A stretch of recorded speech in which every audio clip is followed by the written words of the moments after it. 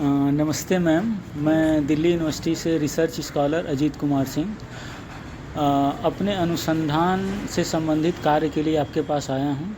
मैं आपका थोड़ा सा कीमती वक्त चाहता हूँ और आप मेरे रिसर्च से संबंधित मुद्दों पर आप अपनी राय अपने अनुसार दीजिए। थैंक यू मैम, आपका स्वागत है। नमस्कार अजीत जी जी, मेरा नाम रोज़ी मिश्रा है। आप मुझे फ़ेसबुक, इंस्टाग्राम पे रोज़ी दुबे के नाम से देख सकते हैं, क्योंकि मैं शादी से पहले रोज़ी दुबे थी, इसलिए थिएटर जगत में भी ज़्यादातर लोग रोज़ी दुबे के नाम से जानते हैं, तो ये कन्फ्यूज़न हो जाता है, इसलिए मैंने आपको बता दिया। और मैं 99 की BNA से पास आउट हूँ और तब उसके बाद श्री राम सेंटर रेपेट्री करा, BNA रेपेट्री भी करी।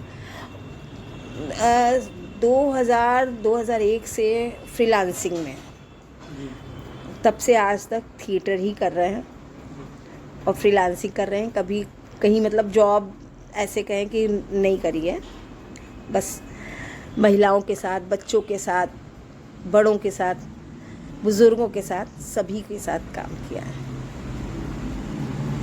अच्छा मैम, इस जो प्ले आपने किया है, कंफर्टेबल हो जाइए, कोई दिक्कत नहीं है।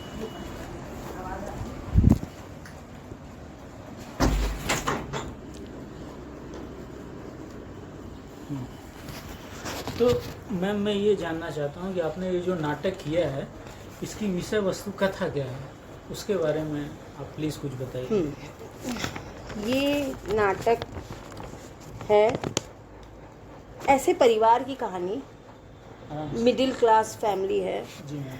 और उनके घर में एक दिव्यांग बेटी का जन्म होता है। जी तो माँ बाप उसको एक्सेप्ट नहीं कर पाते।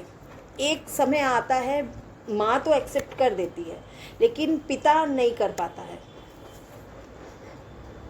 कुछ समय बाद उनके बेटे का भी जन्म होता है, लेकिन माँ अपनी बेटी की परवरिश में इतनी ज़्यादा बिजी हो जाती है कि घर और बेटी, उसके अलावा उसका दुनिया ही नहीं है। और ये अक्सर होता है ना। तो ये बहुत कहानी, जब एक इसके बारे में बता दें, ये एक लेखिका है प्रीति श्रीवास्तव। उन्होंने कई नाटक भी लिखे हैं और उन्होंने जब ये शॉर्ट नॉवेल लिखा था तो हमको पढ़ाया ऐसे ही कि कई बार उन्होंने हमारे नाटक देखे थे और वो कई बार जुड़ी रही हमसे।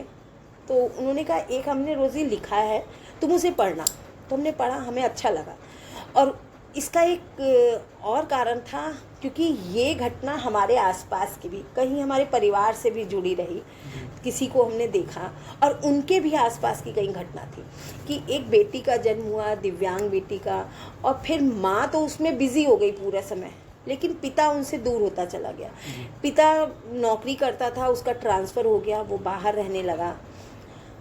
भाई धीरे धीरे बड़ा हो रहा था, बेटा उनका। वो अपने जैसे रोज़मर्रा के वो देखता था अपनी माँ को कि मेरी माँ बहन में लगी है, तो वो नॉर्मल रहता था, वो माँ की हेल्प कर देता था और वो अपना पढ़ाई लिखाई करता था। उसे कोई ये नहीं था कि माँ मेरी सेवा क्यों नहीं करती। वो बहन के साथ बैठता था, उठता था, बातचीत करता था। ये सब दिखाया है नाटक में। फिर एक समय ऐसा आया, पति पत्नी अलग हो गए, क्योंकि उसको लगता था कि पति को कि वो टाइम नहीं देते हैं, और वो लड़की जब कुछ करती थी तो वो बिल्कुल मतलब हट जाता था वहाँ से। और बेटी अपने पिता के लिए, एक सपने का सीन दिखाया था, बेटी नाच रही है, वो अपने पिता के पास जा रही है। मतलब क्या, अगर बेटी दिव्यांग है, वो हाथ पर, क्या दिमाग तो चल रहा है, वो भी तो कुछ सोचती होगी। मतलब ये चीज़ थी उसमें। फिर ये जब 18 साल की करीब लड़की होती है, उसका ये भी दिखाया, उसका पीरियड शुरू हो जाता है। जब पीरियड शुरू होता है बच्ची का, तो जब पहली बार होता है, माँ कितनी बेबस होती है कि ऐसी बच्ची है। और उसके साथ इनकी एक दाई, क्योंकि माँ थोड़ा सा अकेले नहीं कर पा रही थी, तो एक दाई को रखती है। वो दाई इसलिए आई क्योंकि उसकी भी बेटी एक ऐसी थी और वो एक्सपायर हो चुकी थी, तो वो बहुत जुड़ी इनके साथ। फिर एक समय ऐसा आया कि वो दाई को किसी वजह से बाहर जाना पड़ा, वो चली गई, ये माँ अकेले उसको देख रही थी। 18 साल की जब लड़की हुई तो वो एक्सपायर हो गई, इनकी भी बेटी एक्सपायर हो गई। फिर वो दाई आई थी माँ के पास। आज जब वो बेटी नहीं है, अब वो उसके पास कोई काम नहीं है, क्योंकि उसके पास जब बेटी थी तभी उसके पास काम था। अब जब बेटी नहीं है तो उसके पास कोई काम नहीं है। बेटा भी बड़ा हो चुका है, वो स्कूल कॉलेज जा रहा है। उसकी एक सहेली आके उसे समझाती है कि तुम भी अपने पति के साथ बाहर चली जाओ, जब यहाँ से बाहर निकलोगी चीज़ें बदलेंगी। बेटा भी कहता है मैं माँ कॉलेज चला जाऊँगा, मैं भी बाहर चला जाऊँगा, तुम भी जाओ, है ना। अपना बेटा भी समझाता है और वो उसकी सहेली, वो दोनों लोग मिल के समझाते हैं कि तुम आगे अपने बढ़ो, आगे जीवन में आगे बढ़ना शुरू करो। वो बहुत मन बनाती है, ठीक है। फिर उसका हस्बैंड एक दिन छुट्टी पर आता है तो वो सोचती है इस बार मैं उनसे कहूँगी मैं चलूँगी। और तभी उनका फ़ोन आता है और वो फ़ोन पे कोई लड़की बोलती है, मतलब उनके पिता कहीं आगे बढ़ चुके हैं। जब वो फ़ोन पे सुन लेती है तो उसके बाद वो उनसे नहीं कहती है जाने के लिए, और वो वहीं ठहर जाती है। वो एक अनाथ आश्रम चलाती है। फिर मतलब उसकी शुरुआत दिखाई है कि मैं यहीं रहकर ऐसे बच्चों को अपने यहाँ रखूँगी जिनके लिए माँ बाप के पास समय नहीं है, मैं उन बच्चों की सेवा करूँगी। यहाँ पर हमारे नाटक का अंत होता है। बढ़िया है, काफ़ी पॉजिटिव नोट पे ख़त्म हुआ नाटक में। अच्छा मैम, ये प्रस्तुतिकरण की शैली आपने क्या अपनाई है? मतलब कि इसमें संगीत प्रधान नाटक है कि आपका लोक नाट्य शैली का आपने इस्तेमाल किया है, यथार्थवादी शैली का इस्तेमाल किया है, एब्सर्ड शैली, मतलब आपने किस शैली में? ये देखिए, ये आपने स्टोरी जैसे सुनी तो बिल्कुल इमोशनल है ना, भावों से बंधी हुई है। रोज़मर्रा के जीवन, जो आम आदमी है, मध्यम वर्गीय परिवार की एक कहानी है। ये रिकॉर्डेड म्यूज़िक था, लेकिन ये अगर कहें फोक लोक शैली में नहीं किया गया, ये यथार्थवादी था जी। समसामयिक नाटक है ये। बहुत मतलब अगर आपने कहानी सुनी तो आपको भी कहीं से कुछ ना कुछ तो लगा होगा जी। कि बहुत, तो वही चीज़ है, बहुत आपस में एक दूसरे को, दर्शक से बहुत जुड़ाव था इस। जी, मतलब आप ये बोल रहे हैं कि एक उपन्यास, उसका नाट्य रूपांतरण आपने किया था? नहीं, करवाया प्रीति जी से ही था, लेकिन ये था हम लोग ने बैठ के करा, सीन लिखे गए, नहीं ये सीन नहीं, ये सीन नहीं, क्योंकि उपन्यास में आप बहुत सारी चीज़ें लिख सकते हैं, लेकिन नाटक में चीज़ें बंध जाती हैं। हाँ, ये तो सही है। तो क्या चीज़ रखी जाए, क्या चीज़ ना रखी जाए, बहुत सारी चीज़ें, और टाइम भी होता है। अगर आप 2 घंटे का 3 घंटे का नाटक करेंगे तो बोरिंग हो जाता है। हमें लगता है 1 से सवा घंटा बहुत होता है, आप दर्शकों को बांध के रख सकते हो, इतना काफ़ी है। सही बोल रहे हैं।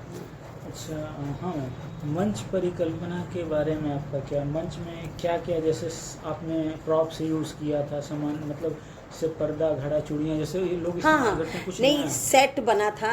अच्छा। सेट प्रॉपर, क्योंकि एक हमें बच्ची का कमरा दिखाना था जी। एक मतलब पूरा एक घर का सेटअप था। तो घर के सेटअप में कुछ डाइनिंग एरिया था, और एक माता पिता का बेडरूम था, एक बेटी का रूम दिखाया था। क्योंकि बेटी की जब डेथ हो जाती है, माँ उसी के कमरे में, क्योंकि उसके खिलौने थे, उसकी तस्वीर थी, माँ वहीं पर जुड़ी रहती थी, तो माँ का समय तो बेटी के कमरे में ज़्यादा बीतता था। तो वो सब चीज़ें यूज़ करी थी। और कुछ ऐसे खिलौने थे, लड़की व्हील चेयर पे रहती थी, तो हमारा स्लोप कि किसी कमरे में जाने के लिए स्लोप चाहिए, वो व्हील चेयर जाएगी।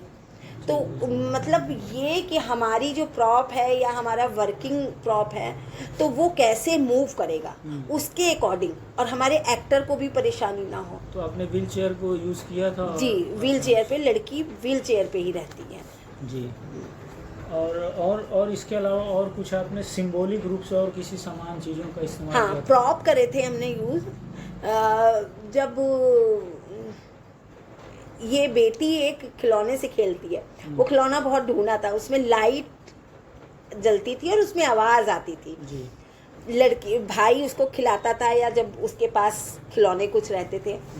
जब ये लड़की लास्ट में एडमिट होती है तो घर में माँ घर आती है हॉस्पिटल से, मतलब 2 दिन हो गए थे वो घर नहीं आई थी, 2 दिन बाद वो घर आई थी जल्दी से सामान लेकर, भाई के साथ जाने की तैयारी कर रही थी। जी। तभी उसकी जो सहेली थी वो हॉस्पिटल में उतनी देर में थी। भाई फ़ोन उठा लेता है और वहाँ से खबर आती है कि वो नहीं रही। तो वो खिलौना अच्छा। वो लेकर जा रही थी और एकदम से वो ऑन हो जाता है, तो वो सिंबॉलिक था कि बच्चे का, और वो धीरे धीरे बंद हो जाता है। मतलब उसमें से जान चली गई। हाँ। अच्छा मैम, चरित्रों का प्रदर्शन आपने कैसे दिखाया है? क्या कमज़ोर स्त्री पात्र को आपने दिखाया है कि मजबूत दिखाया है?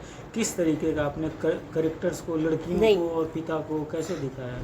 देखिए, लड़की कमज़ोर तो नहीं हो सकती, औरत कई जगह बेबस हो जाती है लेकिन कमज़ोर नहीं थी।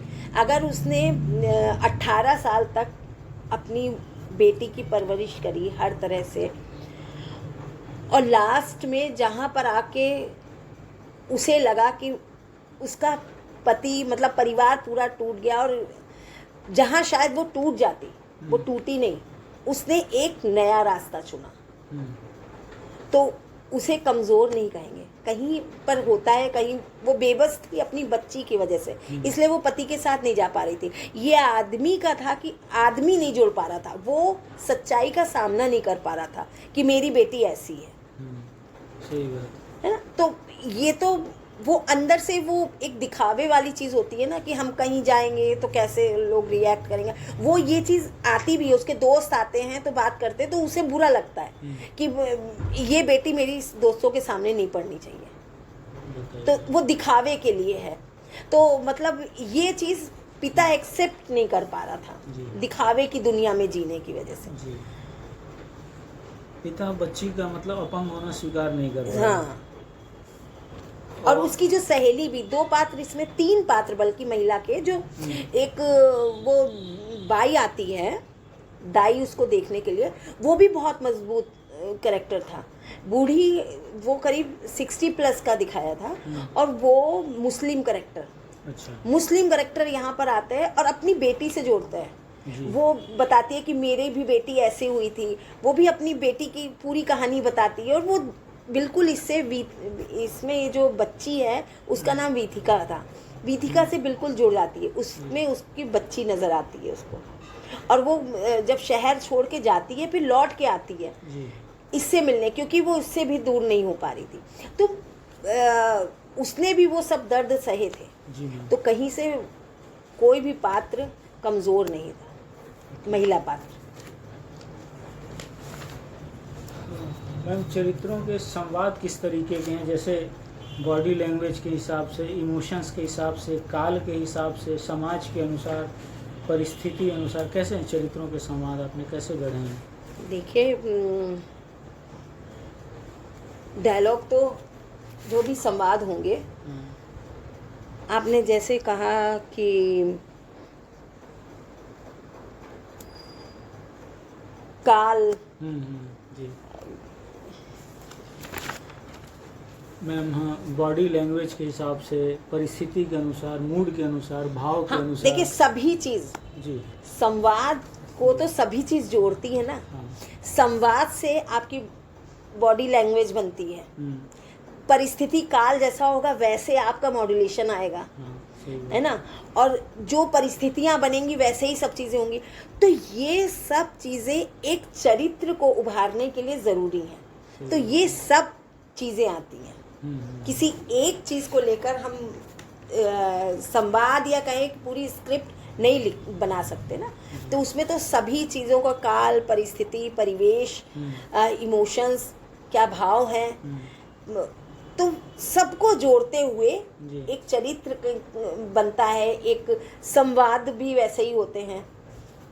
मतलब काल, समय, परिस्थिति के अनुसार आपने संवाद का प्रयोग किया है। जी जी। भाव भी वैसे। जी। हाँ मैम, कॉस्ट्यूम्स के बारे में कुछ बताएंगे? कॉस्ट्यूम जैसे हमने कहा यथार्थवादी एक जी जैसे परिवार में नॉर्मल हम लोग पहनते हैं वही रही, कोई मतलब स्पेशल कुछ नहीं कि कुछ भारी भरकम या नहीं, नॉर्मल जैसे एक मध्यम वर्गीय परिवार के लोग पहनते हैं जी जी जी। वैसे ही घर में आके जैसे उनका पिता है कुर्ता पैजामा पहन लिया, इस तरह के ऑफिस से आ रहा है तो पैंट शर्ट पहने हैं, कई बार जैसे वो चेंज नहीं कर पा तो उस पर शॉल ले लिया, तो सीज़न दिखाने के लिए कि सीज़न चेंज हो गया तो शॉल ले लिया। जी जी। माँ के पास भी टाइम नहीं था चेंज ओवर का तो साड़ी पहनती थी, शॉल से थोड़ा चेंज दिखाया, लड़की को फ्रॉक में दिखाया। अच्छा, लड़की के लिए फ्रॉक का इस्तेमाल? हाँ, लड़की फ्रॉक में, बेटा जैसे जैसे बड़ा होता है पैंट शर्ट या जीन्स या ऐसे लोअर घर में पहने, और जो उसकी सहेली थी वो थोड़ी सी मॉडर्न थी तो वो सूट में थी। किसकी सहेली में? इसी की माँ की सहेली जो, अच्छा तो वो सूट में थी नॉर्मल, जी। क्योंकि उसकी शादी भी नहीं हुई है। पिता मैम? पिता पैंट शर्ट या कुर्ता पैजामा कभी पहन लेता है, कभी शॉल डाल लेता है, जी। इस तरह की चीज़ें। और माँ के लिए क्या बताया था? साड़ी। अच्छा, माँ साड़ी में थी, हाँ। ओके। और और जो दाई आई थी जी, तो वो शरारा पहनी थी, वो टिपिकल जैसे मुस्लिम करेक्टर था दिखाने के लिए, शरारा कुर्ती और दुपट्टा, बड़ा वाला जो दुपट्टा पहनते हैं हिजाब की एंड दुपट्टा। हाँ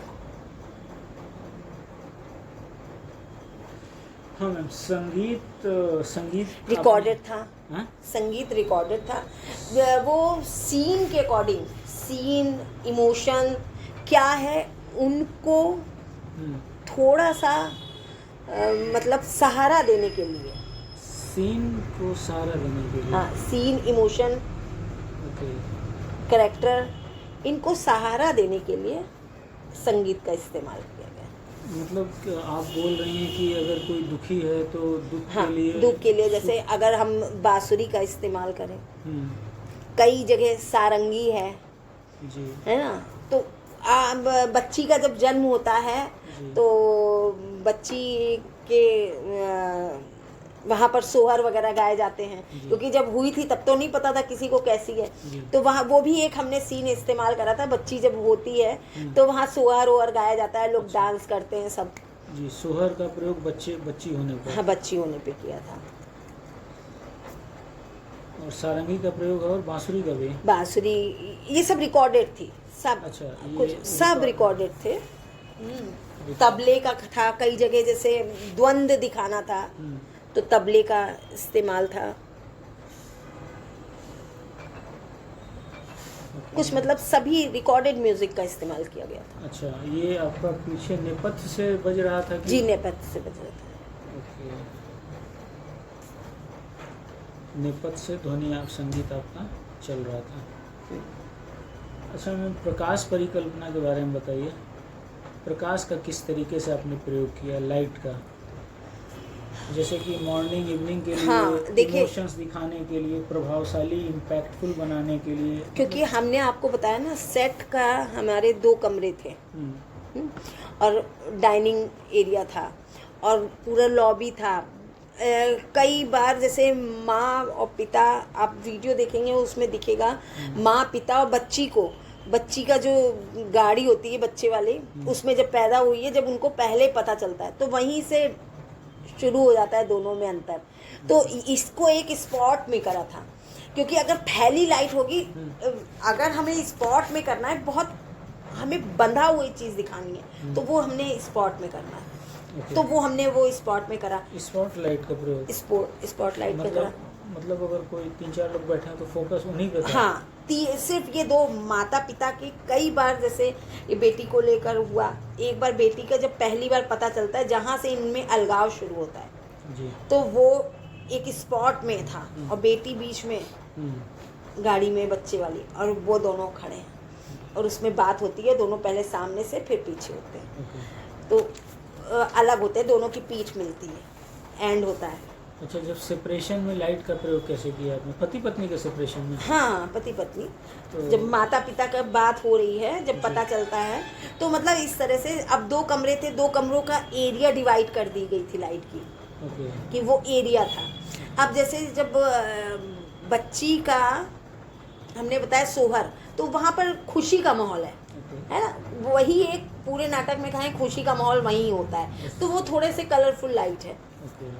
डाइनिंग एरिया अलग है, तो डाइनिंग एरिया का, क्योंकि पूरे में बहुत सारी चीज़ें थी तो सब मिक्स ना हो जाए, जी। तो डाइनिंग एरिया का एक अलग था, एरिया था जी। लाइट का, वो था। और हमने शुरुआत करी थी डाइनिंग एरिया में कैसी लाइट थी मैम, क्या कलर था उसका?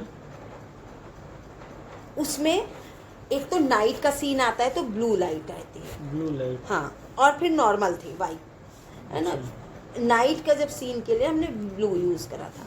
और ब्लू कई बार कमरे में भी यूज़ करा गया। जी। और एक सीन उसमें था नेट में, बच्ची नेट में फंस जाती है, उसमें कलरफुल लाइट थी, उसमें क्रॉस लाइट का इस्तेमाल करा गया था और स्पॉट लाइट भी थी, cross light and spot light. Spotlight हाँ, किसमें मैम?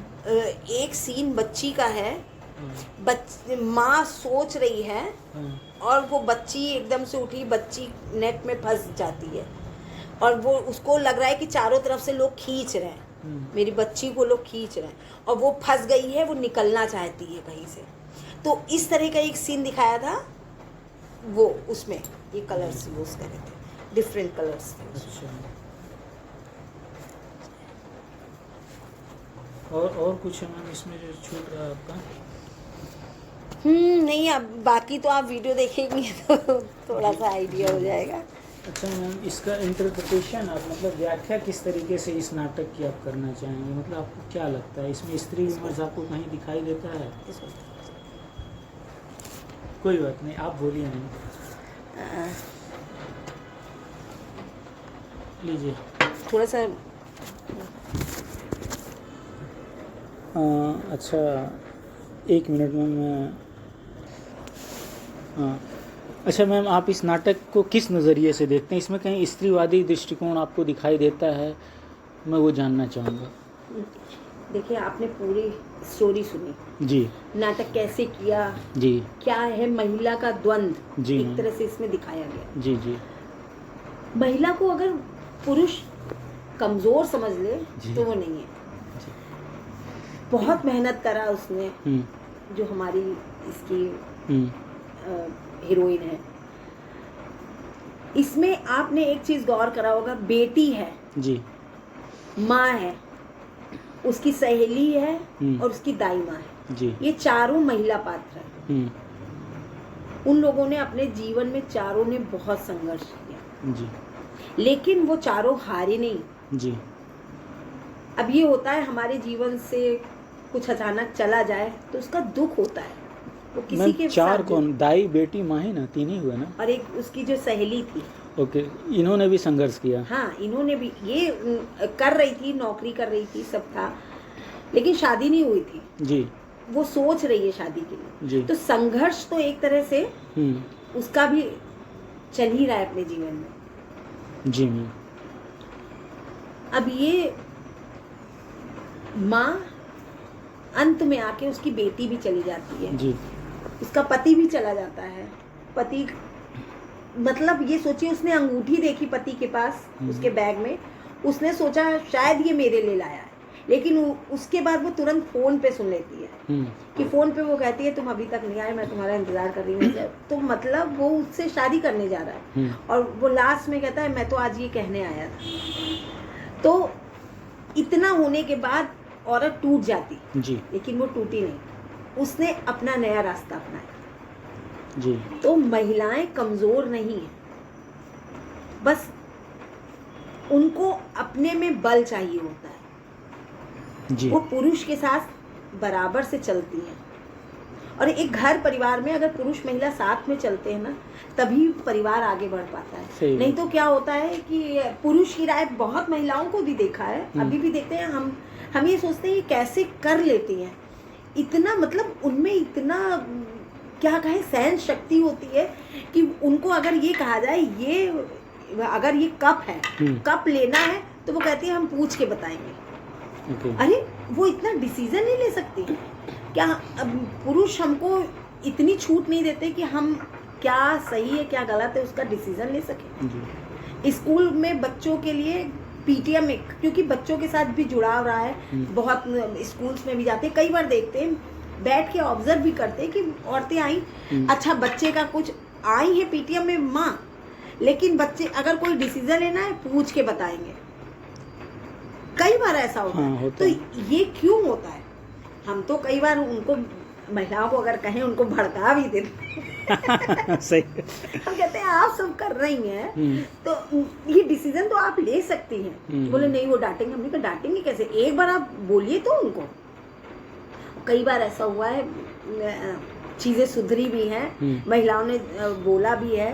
तो मेरा प्रयास मतलब परिवार को तोड़ना नहीं, हम परिवार को तोड़ के चलना नहीं चाहते, परिवार को, पति पत्नी को एक साथ लेकर चलना। सशक्तिकरण तो मेन वो है ना। परिवार तोड़ के औरत आगे निकल जाएगी, वो कहाँ जाएगी? पुरुष आगे चला जाएगा, वो कहाँ जाएगा? जब तक दोनों साथ में नहीं रहेंगे कुछ नहीं होगा। मेरा मानना ये है। नहीं, ये सही है। एक्चुअली आप रेडिकल फेमिनिज्म से अलग बात कर रहे हैं। रेडिकल फेमिनिज्म बोलते हैं कि पुरुष, स्त्री को पुरुष की ज़रूरत नहीं है, अलग हो जा। नहीं, वो लेस्बियनिज्म को भी सपोर्ट करते हैं कि एक स्त्री स्त्री के साथ ही रहे। ठीक है। तो अच्छा है मैम, अच्छा है कि आप, मृदुला गर्ग मैम का भी यही मानना है कि दोनों एक जीवन के दो धुरी हैं, दोनों साथ ही रहें तभी समाज चलेगा और परिवार भी चलेगा, सब चीज। यही तो, दोनों एक दूसरे को सुने, दोनों एक दूसरे को समझे, तब आगे बढ़े। सही बात। किसी एक को पुरुष कहे कि मैं महान, स्त्री कहे मैं महान, तुम कोई महान नहीं है, दोनों महान है। सही बात तो ये है। जी मैम। अच्छा मैम ये बताइए, अभी तक जो रंगमंच पुरुषवादी दृष्टिकोण से स्त्रियां जब नहीं थीं या कम थीं, तो हमारा ज़्यादातर जो मंचन था पुरुषवादी नज़रिए से ही मंचित होता था। मतलब एक ही नज़रिया ज़्यादा आ पाता था मंचन में, डायरेक्शन में। तो स्त्रियों के आने से उस वस्तु में या प्रेजेंटेशन में, भावनाओं में, कहानी में, मतलब उसमें क्या फ़र्क आया? आपको क्या लगता है? सबसे पहली बात तो आज भी महिलाओं की कमी है जी, है ना। तो आप फिल्मों में देखिए, आपको महिलाएं मिल जाएंगी, कहीं ऑडिशंस होगा आपको लड़कियां भरमार मिलेगी, लेकिन थिएटर में कमी है आज भी जी, डायरेक्शन में भी, एक्टिंग में भी। और आप कई बार कहें कि हम लोगों के पास बहुत कमी रहती है लड़कियों की जी। लेकिन ये है कि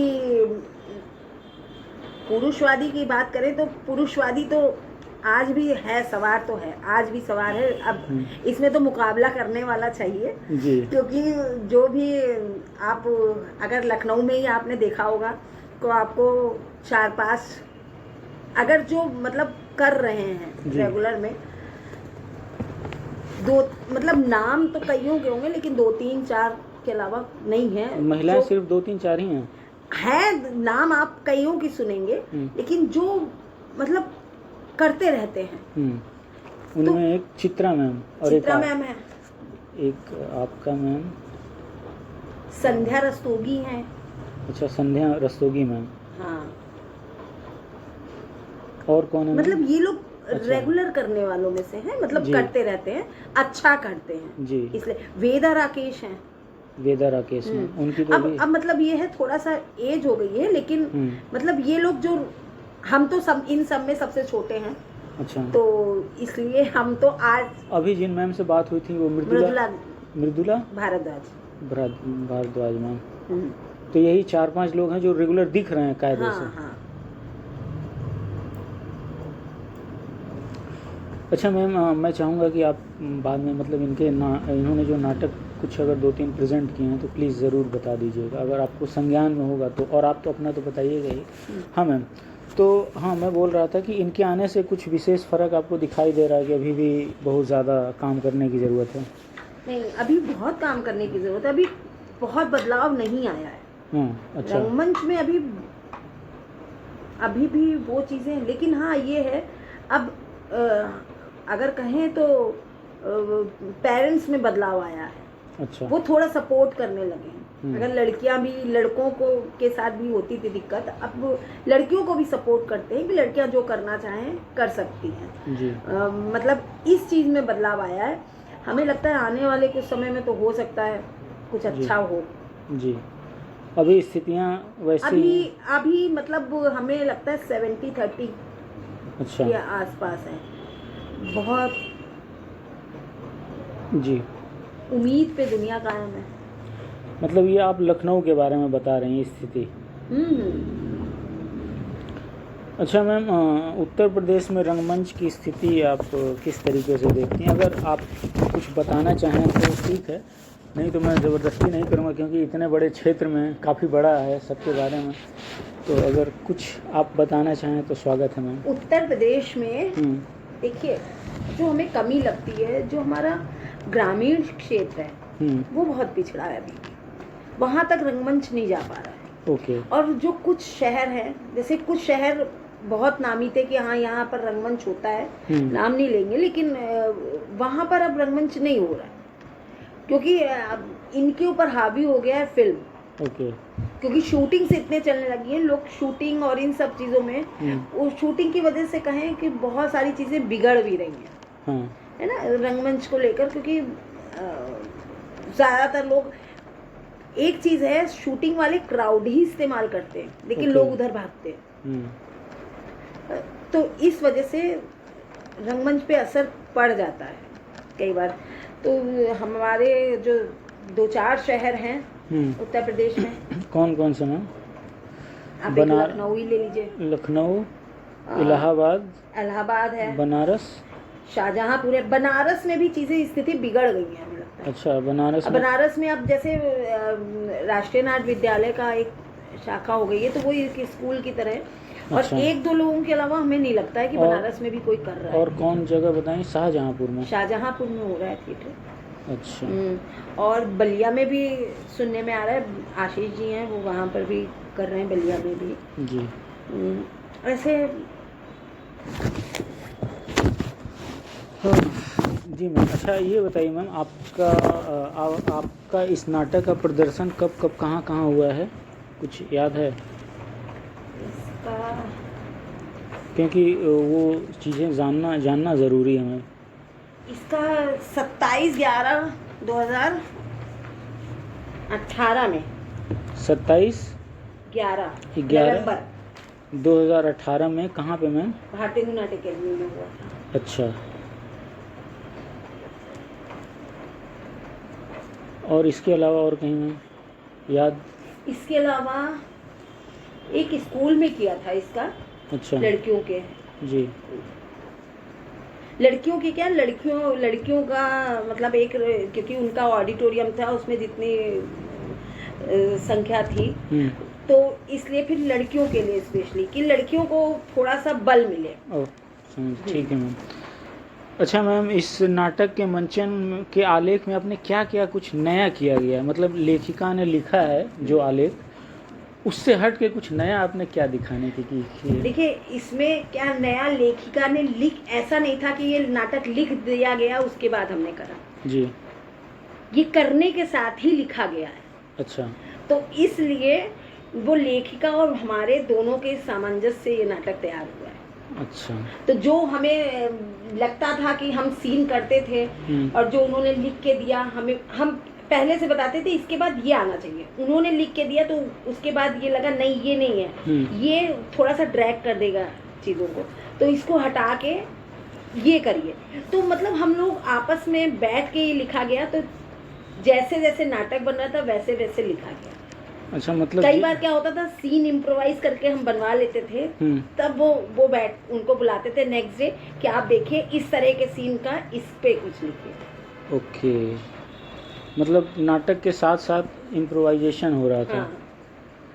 ये तो बढ़िया है मैम, ये भी एक नया है। अच्छा, आपको ऐसा लग रहा है कुछ छूट रहा है मैम बताने के लिए?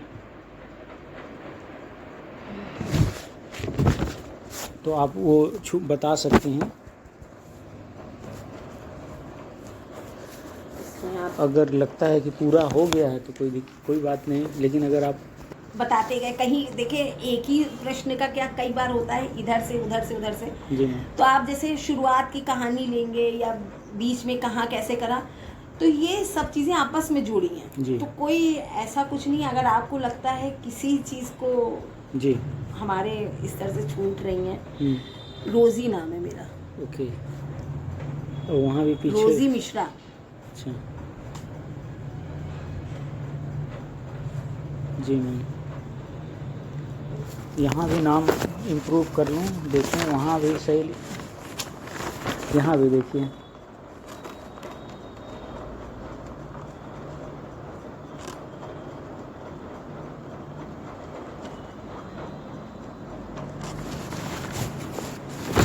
जी मैम। बताइए। अब हमें तो नहीं लगता, आप मतलब आपके अगर हिसाब आपको से लगता- सारी चीज़ें हाँ, हो गई सब हैं। चीज़ें आपने बहुत अच्छे से प्रश्न आप लेकर आए कि आपने तो कुछ ऐसा है ही नहीं कि अभी हम रोजी मिश्रा मैम से बात कर रहे थे, प्रबुद्ध रंगकर्मी हैं लखनऊ की। इन्होंने अपना अमूल्य वक्त दिया, उसके लिए मैम का बहुत बहुत धन्यवाद और आभार। Thank you ma'am. Thank you.